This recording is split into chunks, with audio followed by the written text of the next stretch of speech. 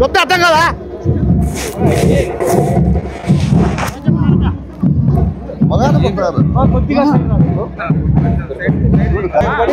మొల కింద పడింది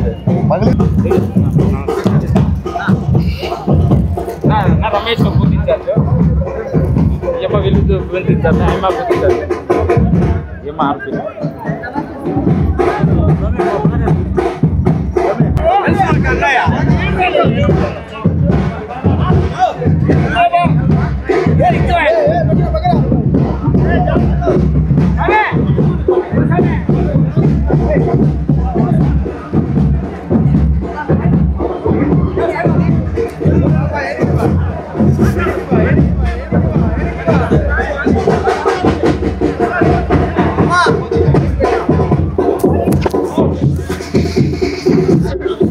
ఓకేనా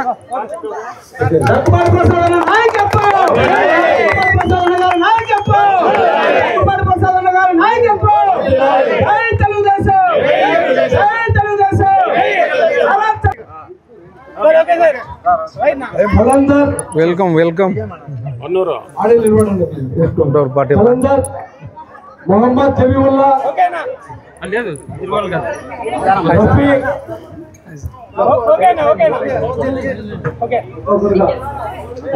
ఈడే ఉన్నాడు ఆడే ఉండి వచ్చేస్తాడు ఆడే ఉండి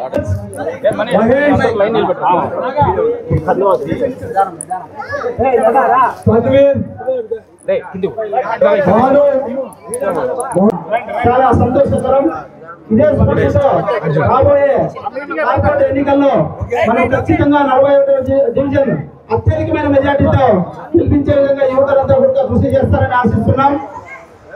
ఈ ఉత్సాహం స్థానిక ఎన్నికల వరకు కూడా ఇలాగే కొనసాగాలని మనస్ఫూర్తిగా కోరుకుంటున్నాం.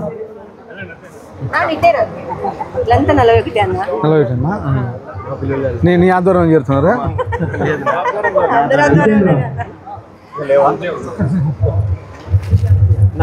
అడిగి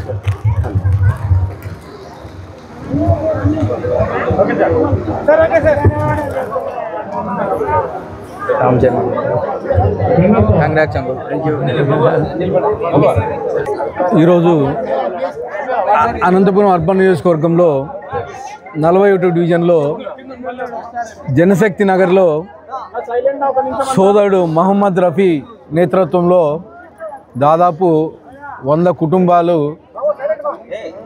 మైనార్టీ కుటుంబాలు తెలుగుదేశం పార్టీలోకి చేరడం జరిగింది.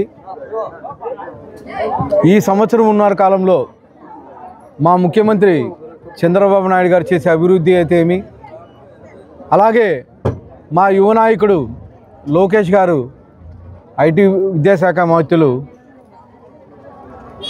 కార్యకర్తల పట్ల చూపించే ఆదరణ అయితే ఏమి, అభిమానం అయితే ఏమి ఇవన్నీ చూసి సోదరుడు మహమ్మద్ రఫీ ఆకర్షితుడై ఈరోజు తెలుగుదేశం పార్టీలో స్వచ్ఛందంగా చేరడం జరిగింది.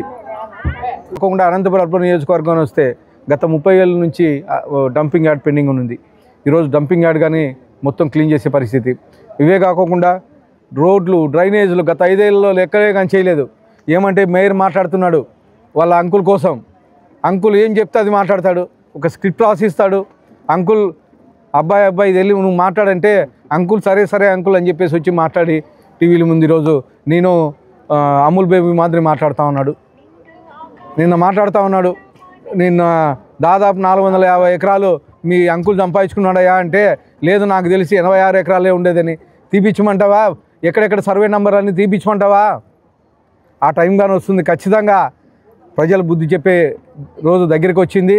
గతంలో మీరు దౌర్జన్యంగా మా తెలుగుదేశం నాయకుల్ని నామినేషన్ లేకోకుండా ఇబ్బంది పెట్టి గతంలో 50 డివిజన్లు 4 పంచాయతీలు తీసుకున్నారు. అదే మళ్ళీ రిపీట్ అవుతుంది. మా తెలుగుదేశం ప్రభుత్వం వచ్చిన తర్వాత మా నాయకులు అభివృద్ధి చేసేది చూసి మీ నాయకుల మాదిరి దౌర్జన్యాలు చేయలేము మేము.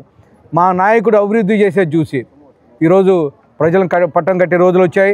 నేను వచ్చినప్పటి నుంచి చెప్పాను, ఎలక్షన్లో నిలబడినప్పటి నుంచి అనంతపురం అర్బన్ నియోజకవర్గాన్ని గిఫ్ట్గా ఇస్తానని మా ముఖ్యమంత్రి వర్యులకి అలాగే గిఫ్ట్గా ఇచ్చాను. 2 ఎంపీ సీట్లు 14 ఎమ్మెల్యే సీట్లు గెలుస్తానని చెప్పాను. 14 గెలిచాము, 2 ఎంపీ సీట్లు కానీ గెలిచాము. ఈరోజు ఖచ్చితంగా 50కి 50 డివిజన్ గెలుస్తాం. 4 పంచాయతీలు దేనికంటే 16 నెలల కాలంలో మేము చేసిన అభివృద్ధి చూశారు ప్రజలు. ఈరోజు చంద్రబాబు నాయుడు వస్తే మొన్న సూపర్ 6 సూపర్ హిట్ ప్రోగ్రాం పెడితే స్వచ్ఛందంగా 3 లక్షలకు పైగా అనంతపూర్లో తరలి వచ్చి గ్రాండ్ సక్సెస్ చేశారని చెప్పేసి తెలియజేస్తాను. ఇలాంటి అనేక కార్యక్రమాలు, అనేక డెవలప్మెంట్స్ చూసి ఈరోజు ప్రజలు స్వచ్ఛందంగా వచ్చి తెలుగుదేశంలో చేరడానికి రెడీ అవుతున్నారు. ముఖ్యంగా అనంతపూర్లో ముస్లిం మైనార్టీ సోదరులకి సీఎంఆర్ఎఫ్ ఎన్నడూ లేనటి విధంగా గత 30-35 ఏళ్లలో ఎప్పుడు లేనటి విధంగా సీఎంఆర్ఎఫ్ ఈరోజు ముస్లిం సోదరులకి సగం పైగా అనంతపురం అర్బన్ నియోజకవర్గంలో తెప్పించి జరిగిందని చెప్పి తెలియజేస్తాను. ఎందుకంటే ముస్లిం మైనార్టీ సోదరులు తెలుగుదేశం పక్షపాతులు. తెలుగుదేశం మా ముఖ్యమంత్రి నారా చంద్రబాబు నాయుడు గారు ముస్లిం పక్షపాతి కాబట్టి ఖచ్చితంగా ఏ ఫైల్ పెట్టినా ఒక ఫైల్ కానీ ఇంతవరకు రిజెక్ట్ కాకుండా సీఎంఆర్ఎఫ్ రిలీజ్ చేయడం జరిగిందని చెప్పేసి గర్వంగా తెలియజేస్తాను. ఇవే కాకుండా అనేకమైనటువంటి డెవలప్మెంట్ కార్యక్రమాలు అనంతపూర్లో జరుగుతూ ఉన్నాయి. వచ్చే 3 ఏళ్లలో ఖచ్చితంగా అనంతపురాన్ని ఆంధ్రప్రదేశ్లో నెంబర్ 1గా నిలబెట్టాలని చెప్పేసి మేము ట్రై చేస్తూ ఉన్నాం. ఖచ్చితంగా మేము దాని డెవలప్మెంట్ వైపు తీసుకెళ్తానని చెప్పేసి తెలియజేస్తూ ఈ అవకాశం ఇచ్చిన అందరికీ ధన్యవాదాలు. ఇంకొకసారి సోదరుడికి రఫీకి ధన్యవాదాలు తెలుపుకుంటూ, రఫీ మాదిరిగా చాలామంది అనంతపూర్లో ముస్లిం మైనార్టీ సోదరులు త్వరలో పార్టీలు చేరబోతున్నారు.